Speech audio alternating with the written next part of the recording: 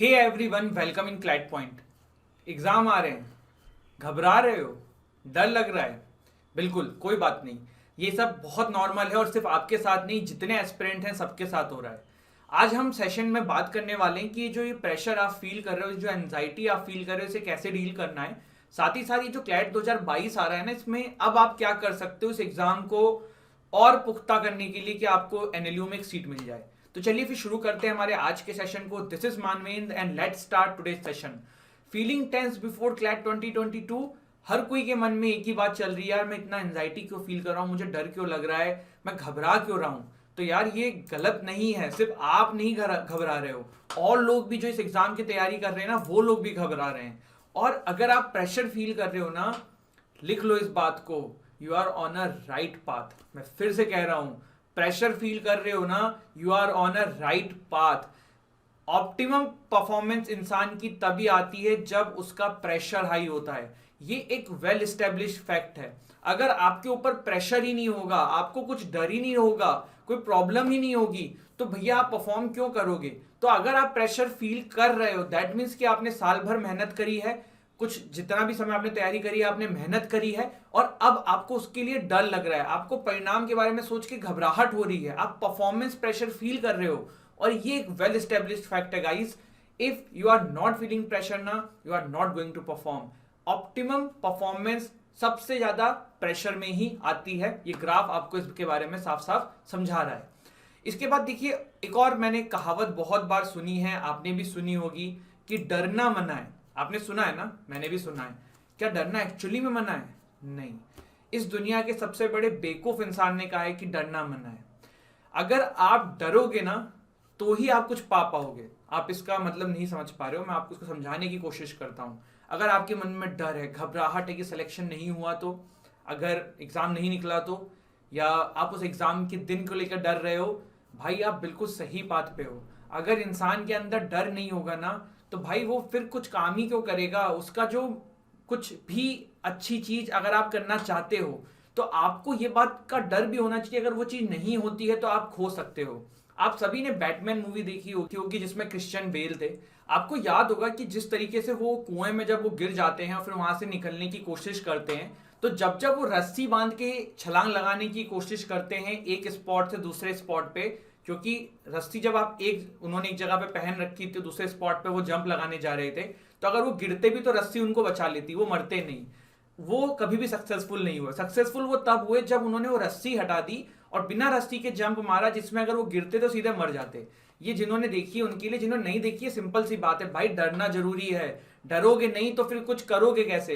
अगर आपने कोई चीज में मेहनत करी है तो आप डर फील कर रहे हो, it's okay, it's nothing to worry about it. तो इसके लिए तो बिल्कुल ही मत घबराओ कि मैं डर रहा हूं, ठीक है। इसके बाद देखो, पड़ोस के एंटी फैक्टर। आपको ये डर है कि यार वो कह देंगे कुछ, फला कुछ कह रहा है, कोई नेगेटिव थॉट्स आपके दिमाग में डाल रहा है, किसी के मॉक में अच्छे स्कोर आ रहे हैं। Keep your self busy. आप इन लोगों की बातों पे ध्यान ही मत दो। और जितनी ये एंजाइटी फील कर रहे हो ना, ये इसीलिए कर रहे हो क्योंकि आप भाई मेहनत किए हुए हो। तो आप अपने आप को बिजी रखो, रिवीजन में रखो। और एक और चीज है, इस समय आपको ऐसा भी लग सकता है कि आपने कुछ भी नहीं पढ़ा। कोई बात नहीं, कोई इशू नहीं है, सबको लग रहा है। आपने पढ़ाई करी है, आपको पता है, मेहनत करो, घबराओ नहीं। और ये जो पड़ोस के आंटी फैक्टर, पड़ोस के अंकल फैक्टर, चाचा ताऊ बुआ मौसी, जितने भी फैक्टर हैं, ये सब हटा दो। कोई भी कुछ बोल रहा है, हटाओ। नेगेटिव लोगों से बिल्कुल दूर हो जाओ। और ये मेरी बात मान के चलो, मैंने आपको ये वैसे एक अलग वीडियो में बता दिया, मैं फिर बोल रहा हूं, दिन का टाइम अपना सबसे ज्यादा प्रोडक्टिव आवर्स में यूज करो, बिकॉज उसी समय आपको पेपर देना है। दूसरी चीज एक और मैं आपको यहाँ पे सजेस्ट करूंगा कि थोड़ा बहुत इंटरटेनमेंट भी अपना पूरे दिन में करते रहिएगा। ऐसा नहीं होगा कि आप अभी 10 घंटे पढ़ने लग जाओ, 24 घंटे पढ़ने लग जाओ, आपका सिलेक्शन हो जाएगा। ऐसा कहीं नहीं होने वाला है, नहीं ही होने वाला है। तो इट्स बेटर कि अपने आप को फ्रेश जितना रख सकोगे ना, उतना अच्छा है, ठीक है। और मॉक भी दो, लेकिन एक्सेस मॉक मत दे देना कि पता पड़े आप मॉक ही मॉक दिए जा रहे हो, फिर क्या ही मतलब है गाइस, है ना। अब हम बात करते हैं कुछ सब्जेक्ट्स के बारे में, जिसके किस तरीके से आपका अप्रोच होना चाहिए। देखो, इंग्लिश तो अब क्या कर लोगे, ग्रामर एमर तो वैसे भी नहीं आती है, लेकिन आप कोई बहुत कुछ क्या कर लोगे। मैक्सिमम आप ये कर सकते हो कि डेली कम से कम 5 10 15 क्वेश्चन इंग्लिश के सॉल्व करो। मॉक दे रहे हो तो वहां सॉल्व हो जा रहे हैं, बहुत अच्छी बात है। बट अगर मॉक नहीं दे रहे हो तो इंग्लिश के डेली क्वेश्चन सॉल्व करो, 10 15 क्वेश्चन डेली पैसेज के सॉल्व करो, जिससे आपकी स्पीड बढ़ेगी। करंट अफेयर्स है बड़ी बेवफा, रात में पढ़ो सवेरे सफा। तो सिंपल सी बात है, current affairs needs your revision. खूब रिवाइज करो, जितना रिवाइज कर सको करो, as much as revision is possible वो करंट अफेयर्स के लिए करो, दैट्स इट। मैथ्स के लिए भी मेरा वही इंग्लिश वाला कॉन्सेप्ट जाएगा, क्वेश्चन सॉल्व करो। अगर आपको लगता है डीआई में कोई टॉपिक्स अभी नहीं है कवर, भाई वीडियोस देखो, यूट्यूब पे there are plenty of videos for free. उस टॉपिक की वीडियोस देखो जिसमें आप कमजोर लग रहे हो, उसको समझो, वहां पे उसको दूर करो। क्रिटिकल रीजनिंग, क्वेश्चन प्रैक्टिस करो, जितने क्वेश्चन प्रैक्टिस करोगे उतना फायदा होगा। मॉक दोगे तो सारी चीजें वहां पे कवर हो जाएंगी। एंड लीगल के लिए क्या करना है, तो देखो लीगल के लिए सबसे पहली चीज तो कहीं भी पैसा खर्च मत करो। मैं कल एक जगह पे देख रहा था कि भाई 400-500 रुपए में कुछ नोट्स वोट्स दे रहे थे, रिवाइज कर लो। भाई क्या, अब कुछ नया नहीं पढ़ना है, जो आपने पढ़ा है उससे पहले तो रिवाइज करो। बेसिक टॉट, basic contract, basic consti, basic IPC, इनको थोड़ा सा रिवाइज कर लो। इसके बाद क्वेश्चन प्रैक्टिस करो। जितने क्वेश्चन प्रैक्टिस करोगे डायरेक्टली प्रोपोर्शनल आपके उतने नंबर आने वाले हैं। तो दिस इज द की जो आपको इन सब्जेक्ट्स में ध्यान रखनी है। अपनी करंट सिचुएशन देखो, इन पे गोल रखो, और अब डेली के टारगेट लो कि आज मैंने इतने क्वेश्चन सॉल्व करने हैं। आप ये मैं सोचो मैं 7 दिन में ही कर लूंगा, डेली टारगेट लो और उस हिसाब से काम करो, ठीक है। इसके बाद देखो आगे बढ़ते हैं। मॉक टेस्ट तो दो, लेकिन मॉक एनालिसिस जरूर करो। और सिर्फ अभी के मॉक एनालिसिस मत करो, इससे पहले अभी तक आपने जितने मॉक्स दिए हुए हैं ना, सभी के मॉक एनालिसिस करो। एक चीज मैं आपको और सजेस्ट करूंगा, अभी मेरे पास काफी सारे स्टूडेंट्स जो हैं उनका ये मैसेज आता है कि सर हमारे करंट अफेयर्स में ना नंबर कम आते हैं मॉक्स के अंदर। तो मैं देखो आज ना बहुत सारी कोचिंग इंडस्ट्रीज को यहाँ पे एक्सपोज ही कर रहा हूँ काइंड ऑफ, और एक्सपोज नहीं, उनकी भी गलती नहीं है। मान लो कोई कोचिंग कंपनी है, वो आपको ना 100 मॉक्स देती है साल के, हाइपोथेटिकल एग्जाम्पल है, क्या देती है, 100 मॉक्स देती है। 35 क्वेश्चंस को 100 से मल्टीप्लाई करो, कितना होता है, 3500 क्वेश्चंस होते हैं। और अब तो टॉपिक वाइज क्वेश्चन आते हैं, तो मैं ये मान के चलता हूं चलो एक पेपर के अंदर 7 टॉपिक्स वो कवर कर रहे हैं, तो 100 इंटू 7 700 टॉपिक्स हो गए। लेकिन ये तो आपको ही पता है कि सर क्लैट के लिए तो हर कोचिंग ज्यादा से ज्यादा 150-200 टॉपिक्स की देती है, फिर ये 700 टॉपिक्स समझ में नहीं आ रहा है। देखो होता क्या है ना, मॉक में, जीके में, करंट अफेयर में आपका स्कोर थोड़ा सा कम आता है, उसके पीछे कारण है। कारण क्या है कि जो कोचिंग कंपनीज हैं या फिर जैसे हम ही हो गए, तो अब हमें इतने सारे मॉक्स बनाने होते हैं ना कि एक टॉपिक जो है ना, जैसे मान लो कि ईरान न्यूक्लियर डील है, it is very relevant, it can be asked in your exam, या फिर बजट है, या फिर कोई भी ऐसा टॉपिक है जो बहुत ट्रेंडिंग है। अभी मैरिटल रेप वाला ले लो भाई, लेकिन वो कोचिंग हर मॉक में वो टॉपिक रिपीट नहीं कर सकती ना, वो उनकी प्रॉब्लम है, वो उनकी मजबूरी है, क्योंकि भाई उनको तो 100 मॉक्स देने हैं आपको।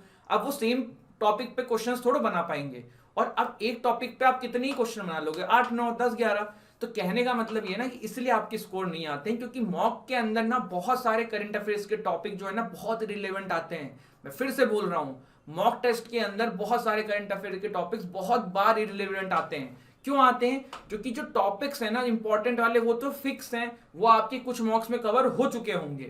अब बचे हुए मॉक्स में क्या डाला जाए आपके लिए, तो इसीलिए बहुत बार ऐसे टॉपिक्स जो इधर उधर के होते हैं वो भी डाल दिए जाते हैं, जो कि एग्जाम के पर्सपेक्टिव से इंपॉर्टेंट नहीं होते हैं। तो ये चीज आप समझ लीजिए। इसीलिए मॉक में अगर स्कोर कम भी आ रहा है करंट अफेयर्स के अंदर, तो उसके लिए बिल्कुल मत घबराओ, कारण मैंने आपको बता दिया है, ठीक है। और मॉक एनालिसिस बहुत जरूरी है, जितने मॉक्स अभी तक दिए हैं सबका एनालिसिस करो, जो क्वेश्चन गलत हैं जो उसको सही करो। और 2-3 सब्जेक्ट में तो जरूर है, जैसे करंट अफेयर में, डीआई के अंदर, ये 2 ऐसे सब्जेक्ट है ना जहां पे क्वेश्चन भी रिपीट हो सकते हैं, सेम कॉन्सेप्ट रिपीट हो सकता है, तो इनके तो मॉक एनालिसिस बिल्कुल कंठस्थ तरीके से कर लो, ठीक है। तो ये बेसिक चीज थी।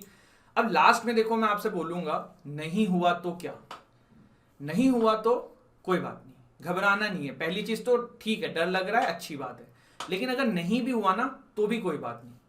There are lot of names in India जो मैं अभी आपके सामने लेने वाला हूं। कपिल सिब्बल, लूथरा एंड लूथरा आपने कितनी बार सुना होगा।